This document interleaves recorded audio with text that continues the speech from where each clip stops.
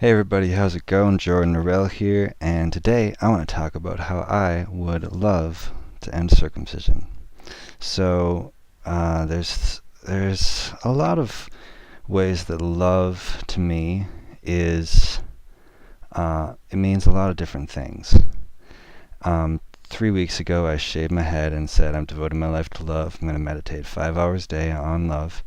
And I realized that wasn't quite sustainable, so I cut it down to 1 hour, and 4 hours I'm meditating and mixing that with other activities and certain things. But the same principle remains. Love is everything to me. And I believe that in at least three ways, love can help us to end circumcision.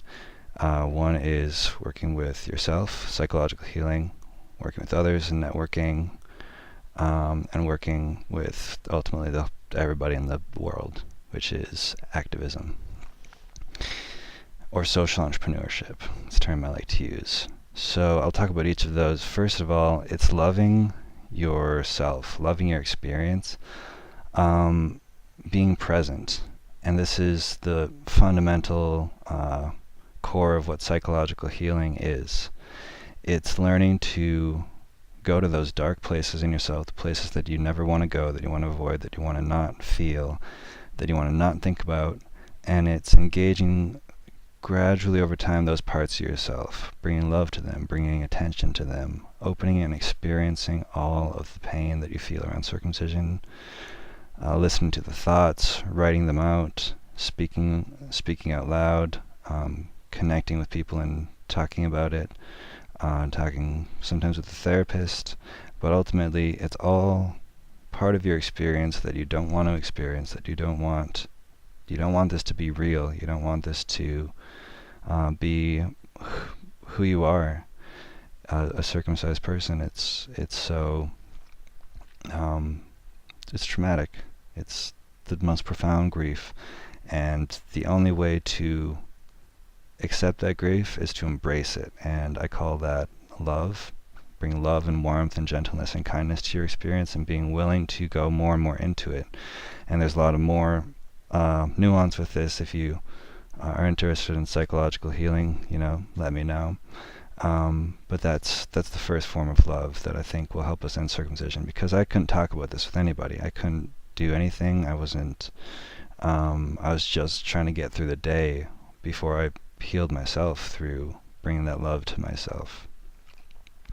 So I think that's the first level, is really engaging with ourselves and our own experience. The second is engaging with, and these aren't like linear levels or anything, they're just different aspects really. Another is working with people, is loving people, is engaging with others on this topic and starting to, hear others' stories, feel their pain, talk to them, let them feel yours, have conversations about this, be real. It's really hard to do some of this if you haven't done it with yourself a little bit first. Sometimes some people may find it easier if you can find a caring therapist or someone who really understands, or someone who just cares about you a lot and knows how much you're hurt by it. People are really want to help if you can express how much you need it and how much it means to you. And then really this form of love is just being that openness, being able to listen to someone and see how they're similar to you, see that they have some of the same values and issues and pain as you. Even if they don't understand this issue, you can start to connect with people and see that by connecting, when I have rideshare someone in my car, I usually won't talk to them about this first or right away. I'll make a connection with them, and once there's a connection there, it's very easy to bring this up. And I've never had someone get upset with me for it before, and I think that's because I always make a connection first. And then that can go out to, once you start putting your voice out there, more people find you. You can also find other activists or other people who care about this and make connections with them. It's been doing that and really genuinely caring, genuinely feeling love for other intactivists, and it's the happiest I ever feel is when I'm spending time with them. And that community is the power behind this movement. It's what gets protest groups out there. It's what the Forge and the company I work for is. It's Colorado Advocates for Body Integrity and Children's Rights, who I've learned almost everything I know from Jillian Longley and from the others in that group. Just talking to them, just about the formal movement, I didn't know almost anything about it. And just meeting with those people and really, really letting yourself form relationships with them is one of the most powerful things you can do, both for your own sanity and for your own well-being, as well as to start making things happen. A lot has happened for me since then, and these are all kind of connected, because activism is also something that came largely from being able to connect with people for me. And that's the final rung of the ladder. It's not a ladder, it's like flat. I don't know, I keep trying to make like a hierarchy. Anyways, activism goes hand in hand with these other two because it's love for all of the future babies who will ever exist, who could ever be mutilated, and who we can potentially save. I mean, it's love also for all the circumcised men out there who we can help psychologically and potentially physically with the physical solution like the regenerative medicine Foragen is developing.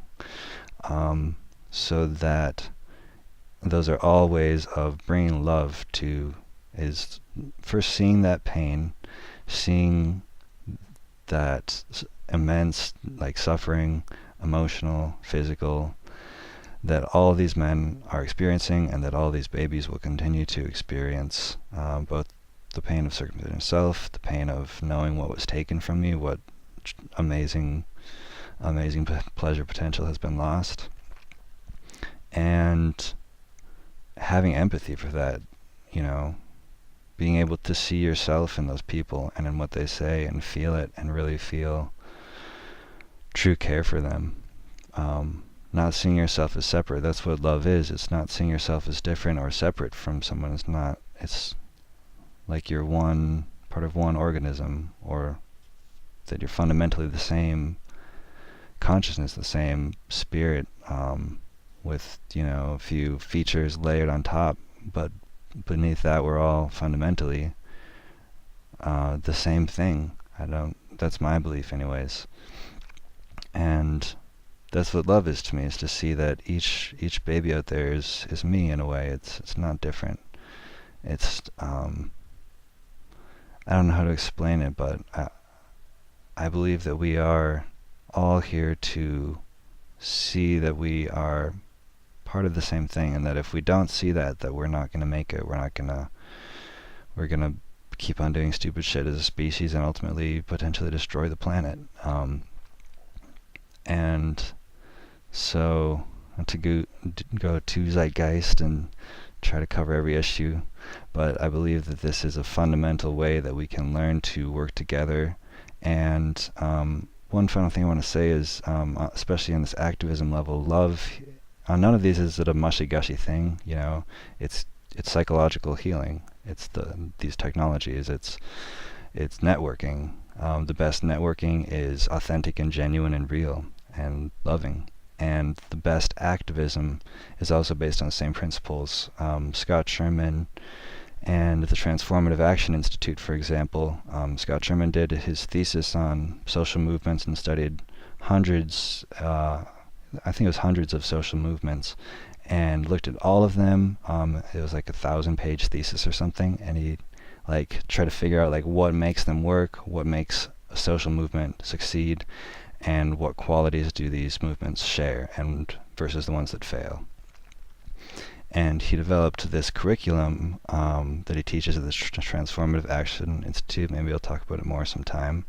But the fundamental basis of it is that we need to see an injustice. We need to show people that injustice and reveal it, whether that was women's rights or gay rights or civil rights or whatever movement has succeeded. It shows a fundamental injustice. it brings people together and reveals the common values that we have, and shows people that this thing is violating that and that we need to work together. It shows how people are similar. It brings people who are opposing each other and makes them see that they have the same principles at heart. They just disagree on how to achieve them. And then real dialogue can start happening. And by transforming enemies into allies, movements that succeed will eventually spread this message that they're hurt, that there's something that needs to be done about it, and that it violates values that are shared across pretty much all people, and that there's a solution. The solution, obviously, I mean, it's very simple. It's to stop circumcision, to bring emotional healing to those men who are already hurt by it, and to have real dialogue about it, and then to have a physical solution for all men involved, which would be foreskin regeneration.